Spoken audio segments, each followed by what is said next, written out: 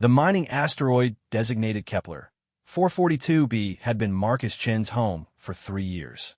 The 34-year-old engineer had volunteered for the assignment when Earth needed someone to oversee the quantum drill operations in the Outer Rim. Most people called it exile. Marcus called it peace. The asteroid spun slowly through space, its surface scarred by massive extraction tunnels that dove deep into its metallic core. The facility housed 47 humans and maintained a delicate relationship with the local Zephyrian Trade Consortium. The bird-like aliens had initially contested human presence in their territory, but the rare metals flowing from the asteroid proved too valuable for both species to ignore. Marcus stood in the observation deck, watching the blue-white star that anchored this system cast long shadows across the facility's solar arrays. His reflection stared back from the reinforced viewport, weathered face, graying temples, eyes that had seen too much of the galaxy's darker corners. The scars on his left hand told stories he preferred not to remember. "Another beautiful sunrise in paradise," Sarah Martinez said, joining him at the window. The 28-year-old geologist had arrived 6 months ago, bringing fresh energy to their isolated outpost. Her dark eyes held curiosity that Marcus envied. Hard to believe something so peaceful-looking can hide so many dangerous secrets. Marcus nodded toward the scanner readings displaying on the nearest monitor. Zephyrian patrol ships have been increasing their frequency. 3 passes yesterday, 5 today. Commander Kethvar is getting nervous about something. Sarah frowned at the data streams. Nervous about what? Our production quotas are ahead of schedule. The trade agreements are solid. What could possibly worry them? Before Marcus could answer, the communication console erupted with urgent chimes. Dr. Elena Vasquez's voice crackled through the speakers from the geology lab. "Marcus, Sarah, you need to see this immediately. I found something in Tunnel 7 that changes everything." The two engineers exchanged glances before heading toward the central lift. The mining facility sprawled across 3 levels, with living quarters on top, operations in the middle, and the dangerous extraction tunnels below. As they descended, Marcus felt the familiar weight of responsibility settling on his shoulders. 3 years of smooth operations had made him complacent, but the universe had ways of reminding humans that comfort was temporary. Dr. Vasquez waited for them in the geology lab, her usually calm demeanor replaced by barely controlled excitement. Charts and mineral analysis reports covered every available surface. Her silver hair was disheveled, suggesting she had been working through the night again. "Look at this," she said, pointing to a holographic display showing the asteroid's internal structure. Yesterday's deep core samples from Tunnel 7 revealed something extraordinary. The asteroid isn't just rich in rare metals. It contains trace elements of element 347. Sarah gasped. Marcus felt his blood turn cold. Element 347 was theoretical, existing only in computer simulations and the fevered dreams of physicists. Scientists theorized that even small amounts could revolutionize energy production, making interstellar travel as simple as planetary flight. "That's impossible," Marcus said quietly. "Element 347 can't exist in nature. The atomic structure is too unstable." Dr. Vasquez pulled up another display showing molecular diagrams. "Under normal circumstances, you would be correct. But this asteroid has been exposed to the gravitational fields of 3 different star systems over millions of years. The unique compression and radiation exposure created conditions that shouldn't exist anywhere else in the galaxy." Marcus studied the data, his engineer's mind racing through possibilities. "How much are we talking about?" Conservative estimates suggest at least 40 kilograms in the deep core regions. Maybe more. Dr. Vasquez's voice dropped to a whisper. "Marcus, this could change everything. Unlimited clean energy, faster-than-light travel that doesn't require massive ship modifications, the ability to power entire colonies with devices the size of briefcases. It could also start wars," Marcus replied grimly. "Every species in the galaxy would kill for this. The Zephyrians, the Krex Federation, the Hegemony, they'd all consider this worth any price." Sarah was already at another console, running calculations. "The extraction would be incredibly dangerous. Element 347 is unstable under the best conditions. One wrong move, and we could trigger a chain reaction that would vaporize this entire system. The communication system activated again, this time broadcasting Commander Kethvar's distinctive clicking voice. Human facility. This is Patrol Leader Kethvar requesting immediate conference with Administrator Chun. Priority classification urgent. Marcus activated the response channel. This is Chun. What can I do for you, Commander? Our sensors have detected unusual energy signatures from your drilling operations. My science officers require immediate access to inspect your extraction sites. This is not a request. The three humans exchanged looks. The Zephyrians had never demanded facility access before. Their trade agreements specifically guaranteed human autonomy over internal operations. Commander, our drilling activities are proceeding within all established parameters. I'm not sure what energy signatures you're referring to, but I can provide you with our standard operational reports. A long pause filled the air before Kethvar responded. Administrator Chun, I am approaching with a full inspection team. Prepare for immediate docking. Any resistance will be considered a violation of territorial agreements. The channel closed, leaving the lab in tense silence. Marcus felt the familiar weight of command pressing down on him. 47 human lives depended on his decisions. The potential discovery of Element 347 had just turned their peaceful mining operation into the most dangerous place in the galaxy. How long before they arrive? Sarah asked. Marcus checked the tracking displays. 47 minutes. Elena, I need you to seal everything related to Element 347. Transfer all data to the secured servers and wipe the local systems. Sarah, start emergency protocols for Tunnel 7. Make it look like routine maintenance shutdown. Dr. Vasquez was already moving toward her data terminals. What are you going to tell them? Marcus watched the approaching Zephyrian ships grow larger on the external cameras. I'm going to tell them exactly what they want to hear. But I need both of you to understand something. If they've detected Element 347, they won't let any of us leave this asteroid alive. Zephyrians consider this their territory, and discovery of this magnitude would be worth any atrocity to protect. Sarah stopped her preparations. Are you saying they're going to kill us? I'm saying we need to be ready for that possibility. Marcus moved toward the equipment lockers, pulling out emergency breathing apparatus and portable shields. The Zephyrians are not known for their mercy when strategic resources are involved. They wiped out an entire Centaurian research station last year over much less than this. The facility's proximity alarms began sounding as the Zephyrian ships entered docking range. Marcus could see their sleek, predatory designs through the viewports, vessels built for war disguised as patrol craft. Whatever happened in the next few hours would determine whether 47 humans lived to see tomorrow. Elena, how quickly can you destroy the physical samples? Give me 10 minutes, and I can vaporize everything in the lab. But Marcus destroying this discovery, it's like burning the Library of Alexandria. This could be humanity's greatest scientific breakthrough. Marcus looked at his two colleagues, seeing his own fear reflected in their eyes. Better burned than in the wrong hands. Prepare the destruction protocols, but don't activate them unless I give the direct order. The docking clamps engaged with metallic thuds that echoed through the facility's hull.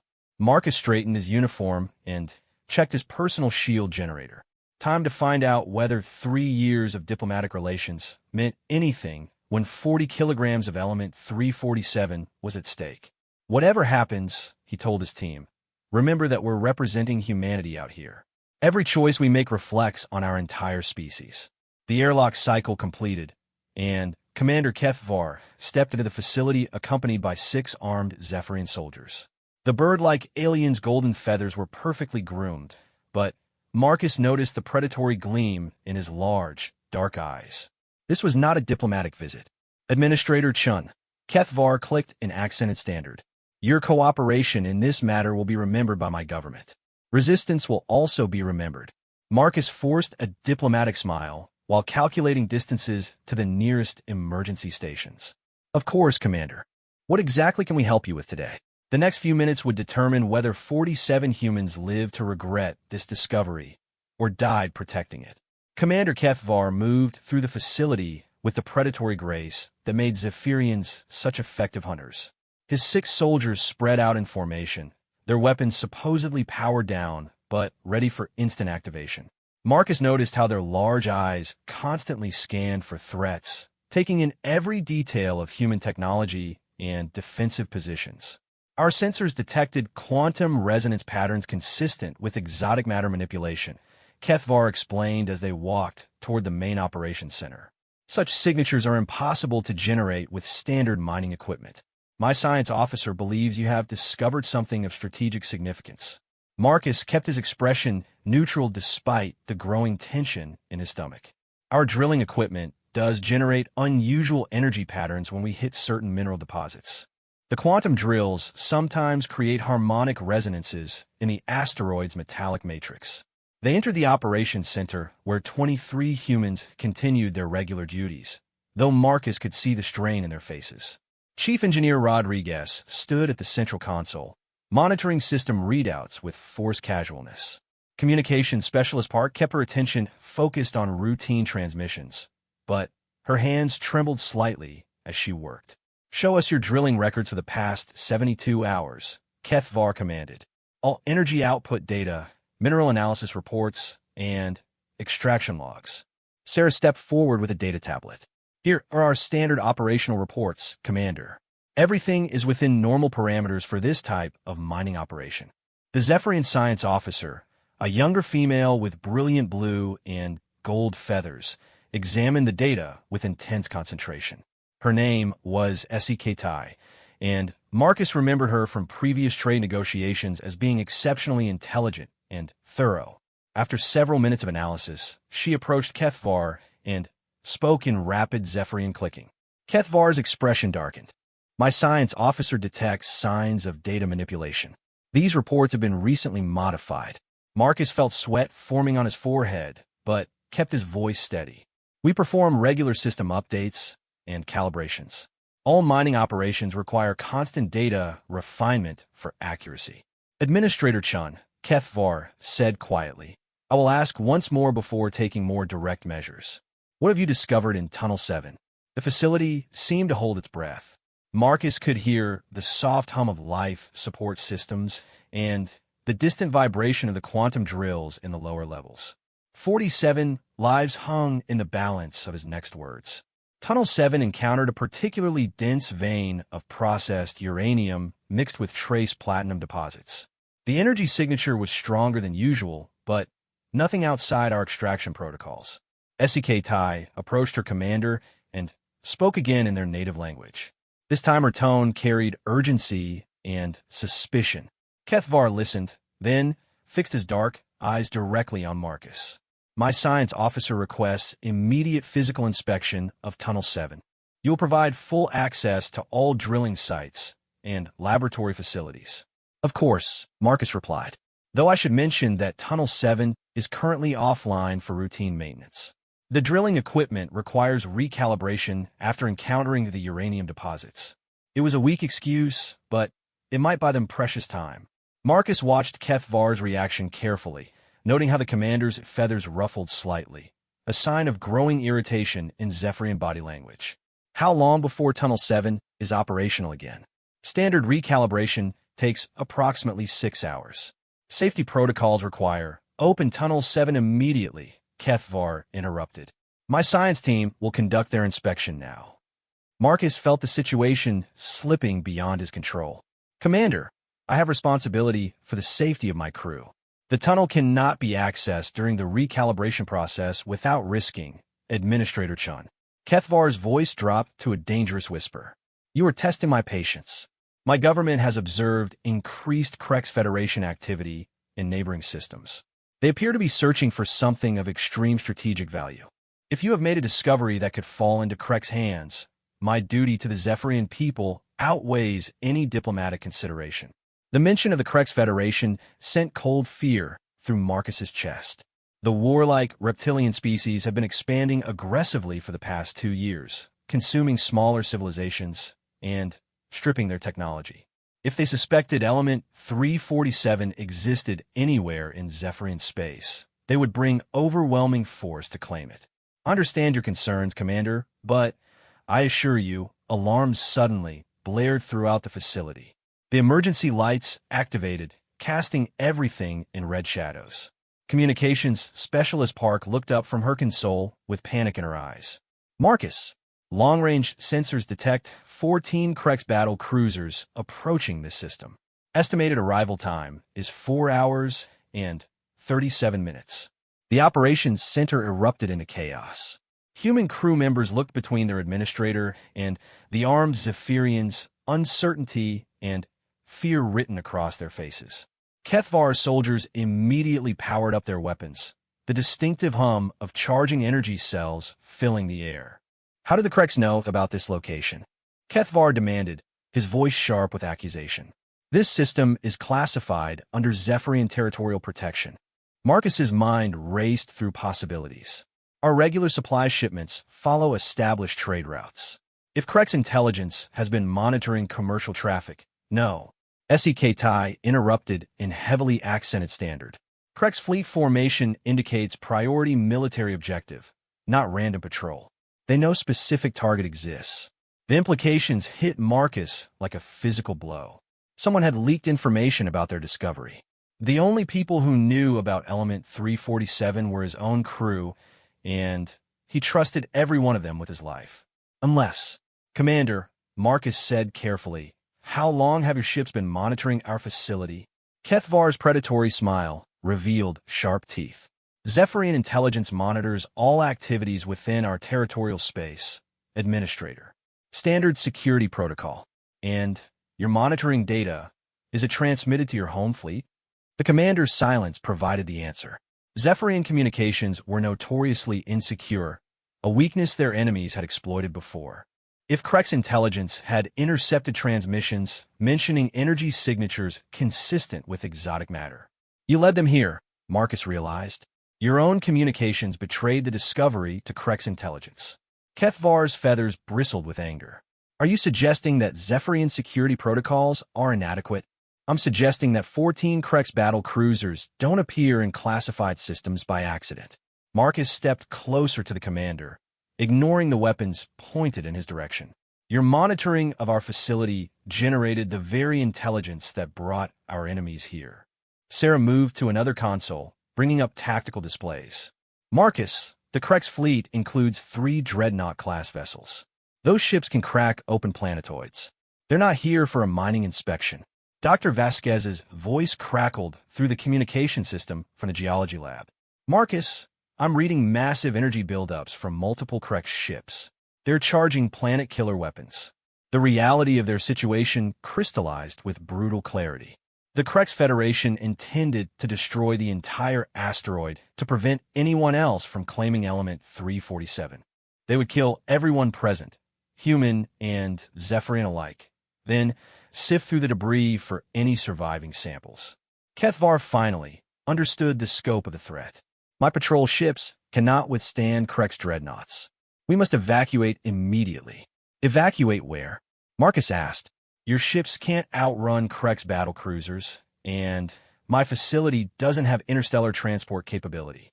The operations center fell silent, except for the continuing alarm signals. 47 humans and 6 Zephyrians faced a simple mathematical certainty. 14 Krex ships versus their minimal defenses equaled total annihilation. There's another option, Marcus said quietly.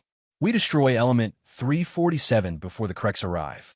Remove their incentive for attacking this system. Kethvar's eyes widened. Destroy the most valuable discovery in galactic history? That would be madness. Madness is letting the Krex Federation acquire unlimited energy technology, Marcus replied.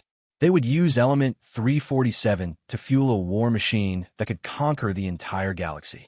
Chief Engineer Rodriguez looked up from his tactical calculations. Marcus, even if we destroy the samples, the Krex won't know until they arrive. They'll attack anyway, then discover we eliminated their target after they've committed genocide. Sarah nodded grimly. We need to transmit proof of destruction across multiple communication channels. Make sure every species in the galaxy knows Element 347 no longer exists here. Dr. Vasquez's voice returned through the speakers. I can trigger a controlled collapse in Tunnel 7 that will bury any trace of Element 347 under 1,000 tons of molten rock. But the energy release will be visible across several star systems. Marcus looked around the room at faces filled with fear and determination. These people had trusted him to keep them safe, and now he was asking them to help destroy the greatest scientific discovery in human history. "Do it," he ordered. "Prepare the collapse sequence." Kethvar stepped forward, his weapon raised. "I cannot allow the destruction of strategic resources within Zephyrian territory." Marcus met the commander's gaze without flinching. "Then, you'll be responsible for handing unlimited power to the species that destroyed your homeworld's moon last year." The reminder of Krek's brutality made Kethvar hesitate. His people had lost millions when the Kreks demonstrated their planet-killer weapons on a Zephyrian colonial moon. The memory of that atrocity still burned fresh in every Zephyrian's mind. "How long until the collapse sequence can be activated?" Kethvar asked reluctantly. 30 minutes for safe preparation," Dr. Vasquez replied. "But the Kreks will arrive in 4 hours. That gives us time to evacuate non-essential personnel to the lower levels." Marcus looked at the tactical display showing the approaching Kreks fleet.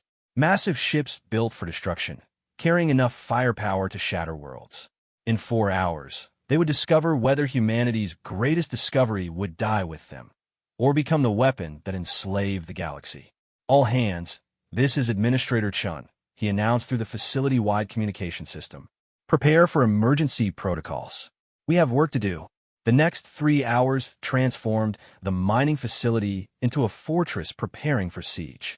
Marcus coordinated evacuation procedures, while Dr. Vasquez worked frantically to prepare the tunnel collapse sequence. The controlled destruction of element 347 required precise timing.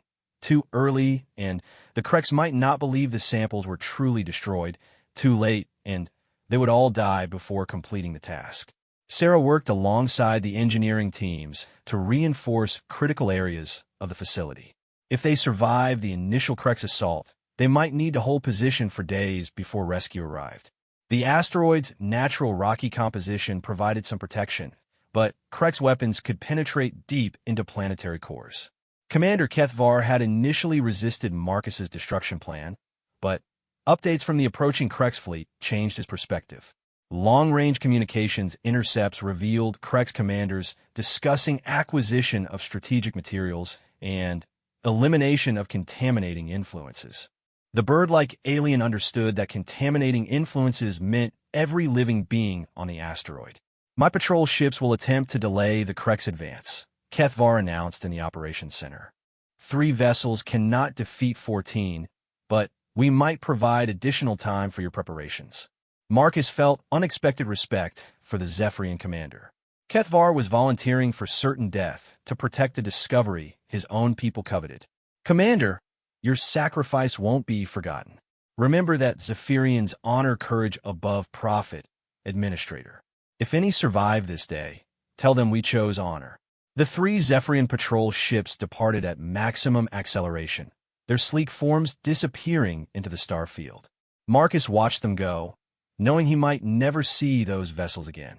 The tactical displays showed their progress toward the approaching Kreks fleet.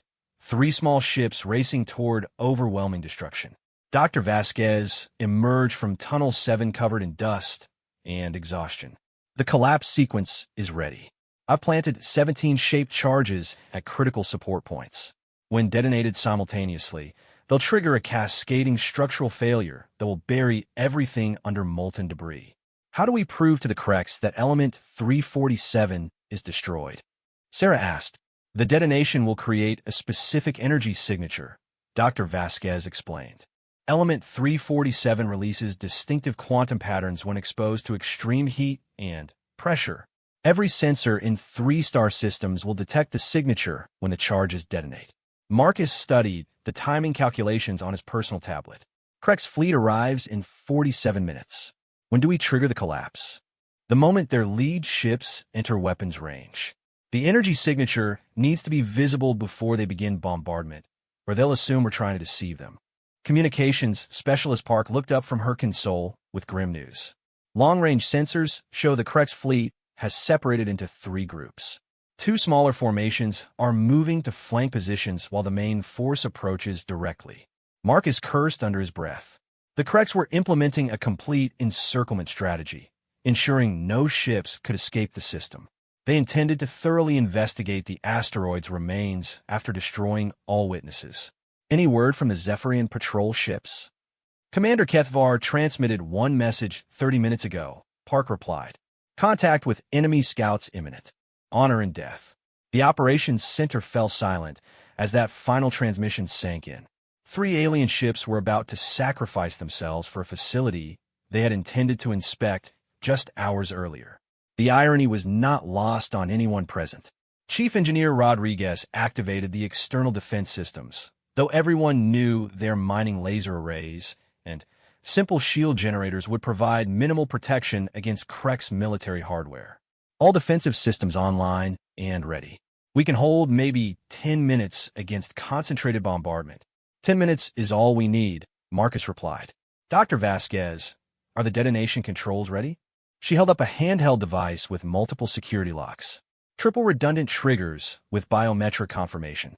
The charges won't activate accidentally, and they can't be disarmed remotely. Marcus took the device, feeling its weight like a physical burden. 40 kilograms of element 347. Enough clean energy to power human civilization for centuries, reduced to a simple button press. The greatest scientific discovery in human history, destroyed to prevent it from becoming humanity's doom. All personnel to emergency stations, he announced through the facility-wide communication system. Krek's fleet will enter weapons range in 27 minutes. This is not a drill. The mining facility's crew moved with practiced efficiency born from 3 years of emergency drills. Emergency blast doors sealed critical areas while backup life support systems activated.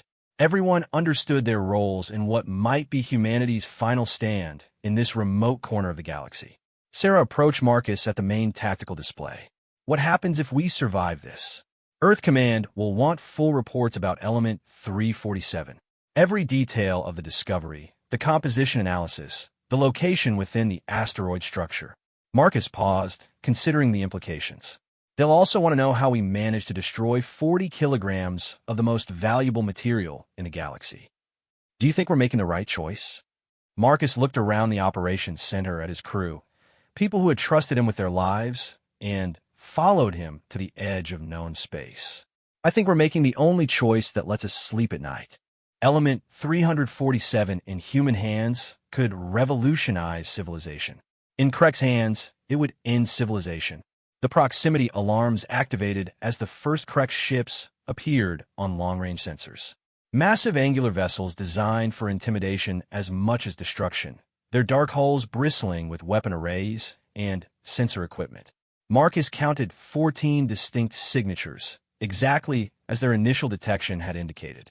Contact with Zephyrian patrol ships, Park announced. They're engaging the Krek's advanced scouts. The main display switched to long-range visual, showing 3 small Zephyrian ships maneuvering around 2 larger Krek's destroyers.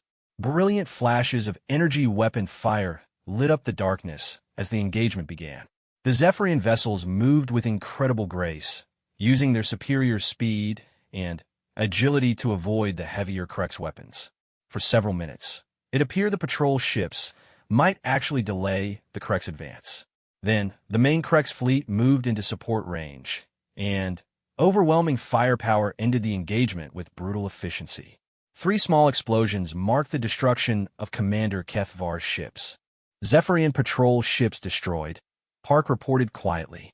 Krek's fleet continuing approach on original timeline. Marcus felt the weight of command settling heavier on his shoulders. Kethvar and his crew had bought them perhaps 15 additional minutes at the cost of their lives. The debt would not be forgotten if anyone survived to remember it. Krek's fleet entering extreme weapons range, Rodriguez announced. Lead ships beginning targeting scans. Marcus raised the detonation device. Dr. Vasquez, confirm all personnel are clear of Tunnel 7. All clear. Charges are armed and ready for activation. The lead Krek's dreadnought appeared on visual sensors, its massive bulk blocking out stars as it approached. Weapon ports along its hull began glowing with charging energy, preparing for the bombardment that would crack open the asteroid like an egg. Krek's flagship powering weapons, Rodriguez reported. Multiple targeting locks detected. Marcus looked around the operations center one final time. 47 humans who had trusted him to keep them safe, now facing annihilation because of a discovery that should have been humanity's greatest triumph. If they survived, the story would become legend. If they died, no one would ever know how close Element 347 had come to changing everything. "This is for Kethvar and his crew," Marcus said quietly. "And for everyone who will never have to face Krek's tyranny powered by unlimited energy." He pressed the detonation button. The asteroid shuddered as 17 shaped charges exploded simultaneously in Tunnel 7. The controlled collapse began exactly as Dr. Vasquez had calculated, triggering a cascading structural failure that buried the Element 347 deposits under thousands of tons of molten rock and debris. The unique energy signature of Element 347's destruction flared across sensor arrays throughout the system, impossible to mistake or replicate. On the main display, the Krek's fleet suddenly reduced acceleration as their sensors detected the distinctive quantum pattern. Marcus could imagine the confusion among their command staff as they realized their primary objective had just been eliminated. "Krek's fleet is slowing," Park reported. "Multiple ships breaking formation to conduct detailed scans." For a moment, Marcus allowed himself to hope that the Kreks might withdraw upon confirming Element 347's destruction. That hope died when the lead dreadnought resumed its approach vector and began charging its main weapons array. "They're going to attack anyway," Sarah realized. Even with Element 347 gone, they can't leave witnesses to report Krek's fleet movements in this sector. Marcus nodded grimly. They never intended to leave anyone alive. Element 347 was their primary objective, but eliminating all witnesses was always part of the plan. The Krek's bombardment began 30 seconds later, massive energy beams striking the asteroid's surface with enough force to vaporize entire mountain ranges. The mining facility shuddered under impacts that registered on seismic sensors hundreds of kilometers away. "Hull breaches on levels 2 and 3, Rodriguez shouted over the alarms. "Emergency containment holding, but we're losing atmosphere in the storage base." Marcus gripped his command chair as another barrage shook the facility. "All hands to emergency shelters. This is going to get worse before it gets better." The Kreks had come for Element 347 and found only its destruction. Now they would make sure no one lived to tell about either discovery or annihilation.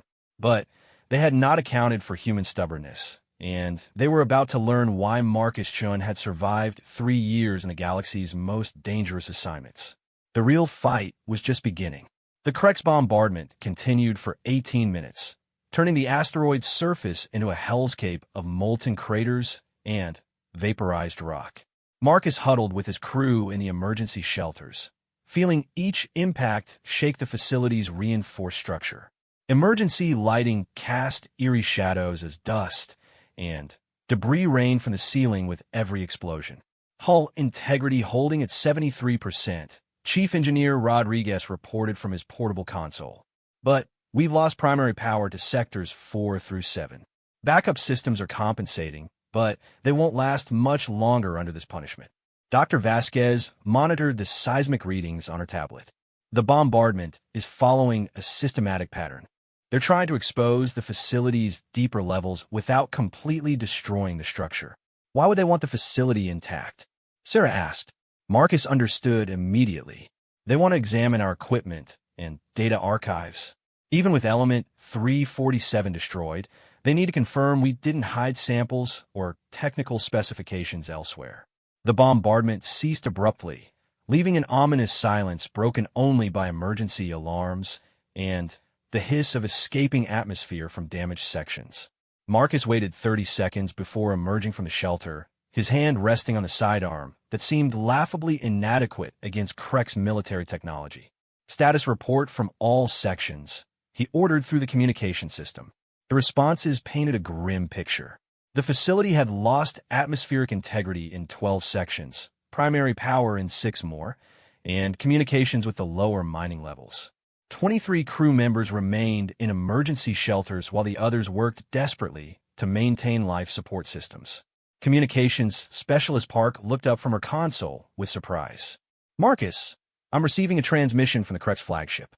They're requesting direct communication with facility administration. Marcus felt cold dread settle in his stomach. Put them through. The main display activated, showing a Krex commander whose reptilian features were marked by ceremonial scars indicating high military rank. His yellow eyes held the cold intelligence that made the Krex Federation such dangerous enemies. When he spoke, his voice carried the distinctive hissing accent of his species. Human Administrator, I am War Commander Esikithul of the Krex 34th Fleet. You will surrender your facility immediately for inspection and interrogation. This is Administrator Marcus Chun. This facility operates under Zephyrian Territorial Protection and Earth Commerce Authority licensing. Your attack constitutes an act of war against two sovereign governments. SCK Thul's lips pulled back in what might have been amusement. Your legal protests are irrelevant. We detected the destruction of strategic materials moments before our arrival. You will explain the nature of those materials and provide all research data. Marcus forced his voice to remain steady. We destroyed unstable uranium deposits that pose a safety risk to our mining operations. Standard emergency protocol. Uranium does not generate the energy signature we observed. You destroyed something far more valuable. The Krex commander leaned forward. I will ask once more before implementing more persuasive methods. What did you discover in this asteroid? Nothing beyond standard mining materials. SCK Thul gestured to someone off-screen. Very well. Perhaps the screams of your crew will encourage honesty. The display switched to an external view showing Krex landing shuttles approaching the facility. 24 heavily armed soldiers in powered armor, supported by portable weapons platforms and interrogation equipment. Marcus had seen recordings of Krex interrogations. They were thorough, creative, and inevitably fatal. All hands, this is Administrator Chan, he announced through the facility-wide communication system. Krex ground forces are approaching for hostile boarding. Implement Emergency Protocol 7 immediately. Emergency Protocol 7 was something Marcus hoped they would never need to use. The facility's mining equipment could be rapidly reconfigured into improvised weapons, while the complex tunnel system provided numerous defensive positions. It would not stop trained Krex soldiers, but it might delay them long enough for a miracle. Sarah was already at the mining control console, reprogramming the quantum drill arrays for combat applications. Drilling lasers can be focused into defensive positions throughout the lower levels. Not enough to penetrate Krex armor, but they might discourage direct assault. Dr. Vasquez worked at another station, activating emergency containment systems throughout the facility. I can flood selected sections with industrial gases or create atmospheric barriers using the environmental controls. Chief Engineer Rodriguez had opened emergency weapon lockers, distributing personal arms to crew members with military training. 17 people with combat experience, 30 with basic weapons training. Against 24 Krex elite soldiers. Marcus accepted a pulse rifle and checked its charge level. We're not trying to win a military engagement. We just need to survive long enough for someone to investigate the loss of contact with this facility. Who would investigate? Park asked. The Zephyrian patrol ships are destroyed, and Earth Command doesn't expect contact for another 6 weeks. It was a sobering reminder of their isolation. The mining facility existed in the space between civilizations, too remote for regular patrols and too unimportant for dedicated defense. Until today, that isolation had been protection. Now is a death sentence. The facility shuddered as Krex shuttles docked at multiple airlocks. Emergency sensors showed armed figures moving through the outer sections, systematically clearing each area with military precision. They had perhaps 15 minutes before the Krex reached the main operations center. Marcus activated the facility's internal defense systems, sealing blast doors and flooding access corridors with emergency lighting designed to disorient attackers. It would slow the Krex advance by perhaps 5 minutes, a small delay, but every second counted. Marcus, Dr. Vasquez called from her station. I'm detecting unusual energy readings from the collapsed Tunnel 7. Something is happening in the debris field. Marcus moved to her console, studying the seismic data streaming across the display. Deep underground, where 17 shaped charges had buried element 347 under thousands of tons of molten rock, energy signatures were building toward dangerous levels. That's impossible, he said. Element 347 was destroyed in the collapse. The energy readings suggest otherwise. The extreme heat and pressure might have triggered some kind of chain reaction in the remaining samples. Dr. Vasquez's voice carried growing alarm. Marcus, if element 347 is undergoing spontaneous fusion in a confined space, she didn't need to finish. Marcus understood the implications immediately. Element 347 in an uncontrolled fusion reaction would release energy equivalent to a small star-going nova. The explosion would vaporize everything within several light minutes, including the Krex fleet. How long before the reaction reaches critical levels? At current rates of increase, approximately 27 minutes. But, Marcus, there's something else. The reaction appears to be responding to external energy inputs. Every time the Krex fire their weapons, the fusion process accelerates. Marcus felt a cold smile forming on his lips. The Krex bombardment had been feeding energy into the element 347 reaction, unknowingly triggering the very catastrophe they sought to prevent. Their greed for strategic materials was about to destroy them along with everyone else in the system. Can the reaction be contained or controlled? Dr. Vasquez shook her head. The energy levels are already beyond anything our equipment can handle. Once element 347 reaches critical fusion, nothing in this galaxy can stop it. The irony was almost perfect. Element 347 would fulfill its promise of unlimited energy by unleashing enough power to destroy everyone who sought to possess it. The Krex had come seeking the ultimate weapon and found their own annihilation. Do the Krex know about the reaction? Sarah asked. Their sensors should be detecting the same energy buildup we are, Marcus replied. But they might not understand what it means until too late. Explosions echoed through the facility as Krex soldiers breached the inner security doors. The sound of pulse rifle fire indicated that some crew members were attempting to slow their advance. Marcus knew those brave souls were buying time with their lives. Communications Specialist Park looked up from her console with desperate hope in her eyes. Marcus, I'm receiving a transmission from the outer system.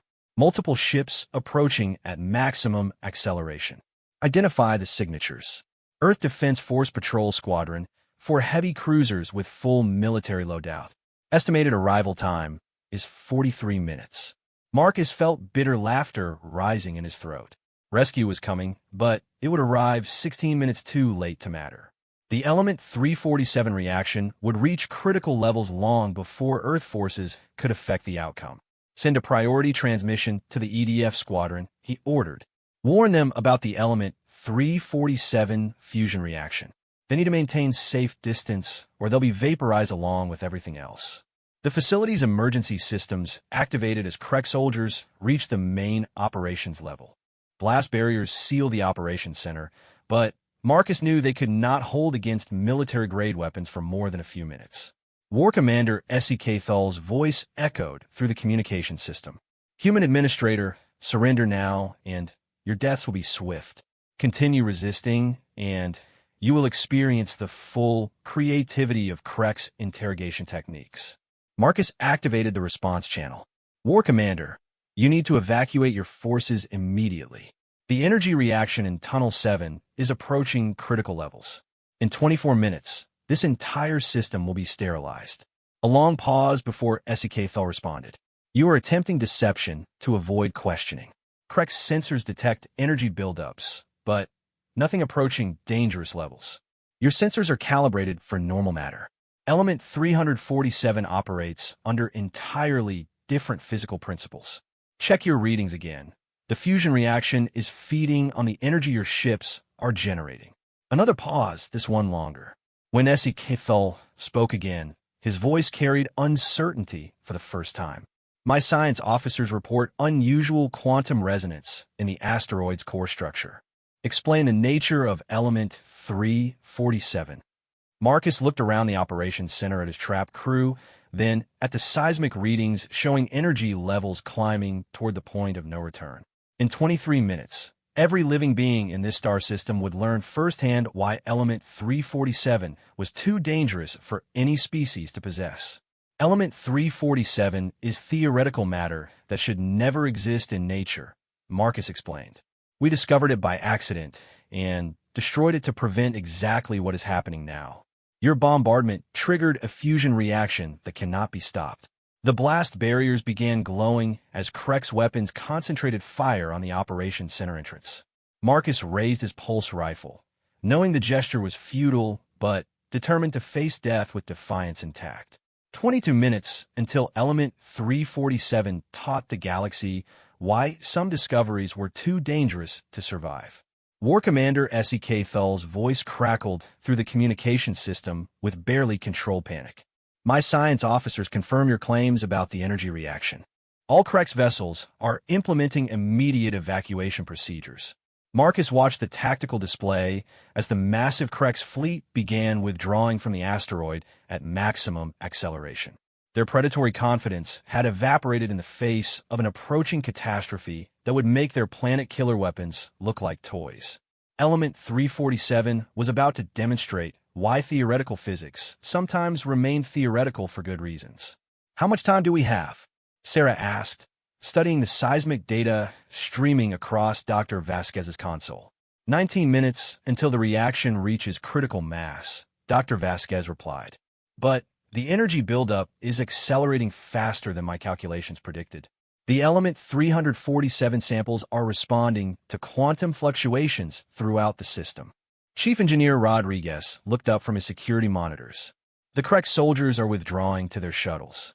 Whatever their science officers told Essie Kithul, it convinced him that staying here means death for everyone. Marcus activated the facility-wide communication system. All hands, this is Administrator Chun. Krek's forces are evacuating the facility. Emergency protocols remain in effect until further notice. The immediate threat was gone, but the larger crisis continued building deep beneath their feet. Marcus could feel subtle vibrations through the facility's hull as Element 347 underwent reactions that violated everything humanity thought it knew about atomic physics. The energy readings resembled the heart of a star condensed into 40 kilograms of impossible matter. Contact the EDF squadron, Marcus ordered. Update them on the situation and confirm they're maintaining safe distance. Communications Specialist Park worked frantically at her console. EDF Squadron Commander Reynolds acknowledges our warning. They're holding position at the edge of the system and requesting detailed information about Element 347. Marcus understood the request. If Element 347 could trigger reactions like this, Earth Defense Force needed to know everything about its properties and potential applications. The knowledge might be humanity's greatest scientific breakthrough or its final doom. Transmit all research data and analysis reports to EDF Command, Marcus told Park. Dr. Vasquez, include your observations about the fusion reaction and energy acceleration patterns. Dr. Vasquez began uploading her files while monitoring the continuing energy buildup. Marcus, there's something strange about the reaction dynamics. The fusion process should be chaotic and unpredictable, but I'm detecting organized patterns in the quantum fluctuations. Marcus moved to her console, studying the complex data streams. The energy signatures did show unusual stability from matter undergoing uncontrolled fusion. What kind of patterns? It almost looks like the element 347 is trying to achieve equilibrium rather than explosive release, as if the samples are attempting to reorganize into a more stable configuration. Sarah joined them at the console. Could the shaped charges have created conditions that triggered stabilization rather than destruction? Impossible, Dr. Vasquez said immediately. Element 347 cannot exist in stable configurations under normal physical conditions. The atomic structure requires. She stopped mid-sentence, staring at the data streams with sudden understanding. Unless the extreme pressures and temperatures created artificial conditions that don't exist anywhere else in nature. Marcus felt a chill of possibility. Are you suggesting the fusion reaction might stabilize naturally? I'm suggesting we don't understand element 347 well enough to predict anything with certainty. The samples could achieve stable fusion, undergo explosive release, or transform into something entirely different. The facility shuddered as another energy spike registered on the sensors. Deep underground, forces beyond human comprehension were reshaping matter at the quantum level. Whatever emerged from the reaction would either validate humanity's boldest scientific theories or demonstrate why some knowledge was too dangerous to pursue. 15 minutes to projected critical mass, Dr. Vasquez announced. But the energy patterns are becoming more organized, not more chaotic. Marcus made a decision that would either save 47 lives or doom them to witness humanity's greatest discovery firsthand. All hands, prepare for emergency evacuation to the lower mining levels. If element 347 stabilizes instead of exploding, we want to be as far from the reaction site as possible. The crew moved with practiced efficiency, gathering emergency supplies and sealing themselves into the deepest sections of the facility. The mining tunnels extended several kilometers into the asteroid's core, providing maximum protection if the element 347 reaction produced dangerous radiation or energy releases. Communications Specialist Park maintained contact with the EDF squadron while monitoring the Krek's fleet's withdrawal. The Krek's ships have cleared the danger zone, but they're not leaving the system. Long-range sensors show them holding position just outside the projected blast radius. They're waiting to see what happens, Marcus realized. If element 347 stabilizes, they'll return to claim whatever remains. Chief Engineer Rodriguez checked his weapons inventory. We got 17 pulse rifles and emergency explosives. Not much against 14 Krek's warships. We won't need to fight them, Sarah said quietly. If element 347 achieves stable fusion, it will change everything. No species in the galaxy will risk destroying the only sample in existence. Dr. Vasquez's voice echoed through the tunnel communication system. Energy levels approaching theoretical critical mass, but the quantum patterns are definitely stabilizing. I'm detecting organized fusion reactions in a contained field matrix. Marcus felt his heart racing as the implications sank in. Stable element 347 fusion would provide unlimited clean energy without the catastrophic risks of uncontrolled reactions. Humanity had stumbled upon the holy grail of physics by accident, nearly destroyed it in panic, and might now witness its rebirth through forces they didn't understand. 10 minutes to critical mass. Energy output is stabilizing at levels that suggest controlled fusion rather than explosive release. The tunnel systems fell silent except for the hum of emergency life support and the distant vibrations of forces reshaping reality in the asteroid's core. Marcus looked around at his crew, 47 humans who had followed him to the edge of known space and might now witness the birth of a new age of science. 8 minutes. Quantum field stabilization continuing. I'm not detecting any indication of imminent explosive release. Communications Specialist Park looked up from her portable console. The EDF squadron is requesting permission to enter the system. They want to investigate the element 347 reaction directly. Tell them to maintain current position until we confirm the reaction has stabilized, Marcus replied. If this goes wrong, we don't want Earth's finest warships vaporized along with everything else. 5 minutes to projected critical mass. Energy levels are plateauing rather than continuing to increase. The fusion reaction appears to be achieving natural equilibrium. Marcus activated his personal communicator. Dr. Vasquez, what are the chances that element 347 has achieved stable fusion? Based on current readings, approximately 87% probability of successful stabilization. The quantum field matrix is holding steady, and energy output is consistent with controlled fusion processes. 3 minutes passed in tense silence. Then, Dr. Vasquez's voice crackled through the communication system with excitement and disbelief. Critical mass achieved. Energy levels stable. Element 347 has achieved controlled fusion in a naturally occurring quantum containment field. Marcus felt 47 sets of eyes looking to him for guidance. The greatest discovery in human history had just survived its own near destruction and emerged more valuable than ever. But they were still trapped on an asteroid surrounded by Krek's warships and Earth Defense Force vessels, all of whom would want to claim the stabilized element 347 for themselves. Status of all systems and personnel, Marcus ordered. The reports came back positive. The facility had survived the energy fluctuations with minimal damage, and all crew members remained healthy despite the radiation exposure from the fusion reaction. Element 347 was generating controlled energy output that could power their systems for centuries without depleting. The Krex fleet is approaching the asteroid again, Park reported. War Commander SEK Thul is requesting communication. Marcus accepted the transmission. SEK Thul's image appeared on the portable display, his reptilian features showing surprise and calculation. Administrator Chun, my science officers confirm successful stabilization of the exotic matter. This changes the strategic situation considerably. How so, War Commander? Stable element 347 is too valuable to risk destroying through combat. My government will negotiate for shared access rather than attempt seizure. It was an unexpected admission from a species known for taking what they wanted through overwhelming force. Marcus realized that element 347's successful stabilization had created a new reality where cooperation might be more profitable than conquest. What are you proposing? Joint research consortium between Krex Federation, human governments, and other interested parties. Shared benefits from element 347 technology development. Marcus looked at his crew, seeing hope beginning to replace fear in their faces.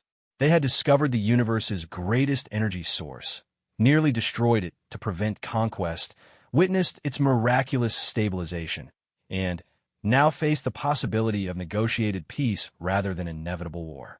I'll need to consult with Earth Command and the surviving Zephyrian authorities, Marcus replied. Of course. My fleet will maintain peaceful posture while negotiations proceed. The transmission ended, leaving the tunnel in contemplative silence.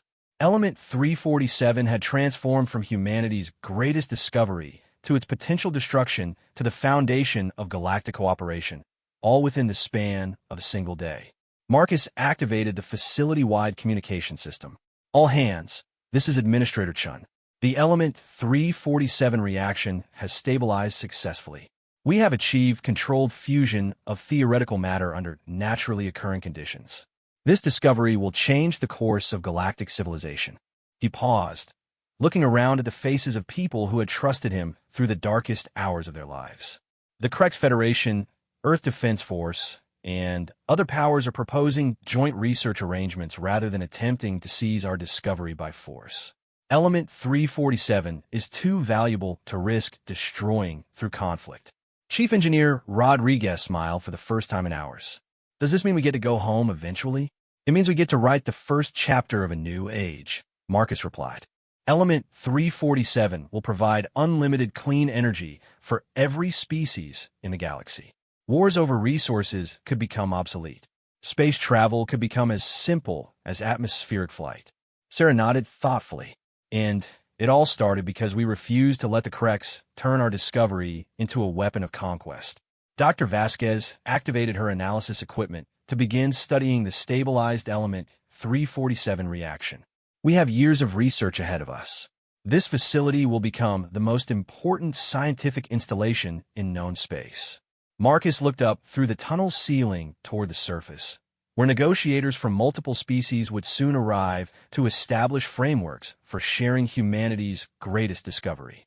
They had tried to kill him, tried to steal the future he had helped uncover, tried to turn scientific breakthrough into military advantage. All they had accomplished was making him angry enough to choose principles over profit, cooperation over conquest, and hope over fear. Element 347 would belong to all sentient species, or it would belong to none. The universe was about to learn what happened when humanity got angry about injustice and decided to do something about it. In the depths of an asteroid at the edge of known space, 47 humans prepared to negotiate the future of galactic civilization. Element 347 pulsed with controlled energy in the tunnels below, proving that some discoveries were too important to be owned by any single species. The stars themselves were about to change.